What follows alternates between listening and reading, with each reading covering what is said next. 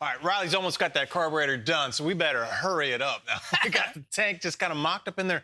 But while we're there, we're going to add a whole new element, right? A whole new thing that's kind of blowing my mind on how simple but awesomely effective it is. Technically, you're going to remove an element. That's true. Yeah. That's true. Yeah. So you go out in your garage, right, and it smells like gas. That's kind of normal for us. He said gas. Yeah. Gas. Not Willie gas, but just car gas.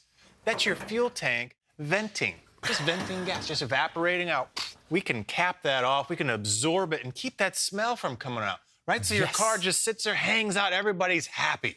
Yeah, man. It's called Vapor Trapper. It's unbelievable. Named one of the top products at SEMA, and it does just that. It traps all the vapors, those gas vapors, and eliminates them. So you walk into your garage, your shop, your man cave, whatever. It doesn't smell like. Doesn't smell like gas inside your classic car, which you know for a fact. You heard that complaint a million times. So you want to get rid of the gas? Simply get you one of these. Vapor Trapper. They're really easy to install. Fits on every single.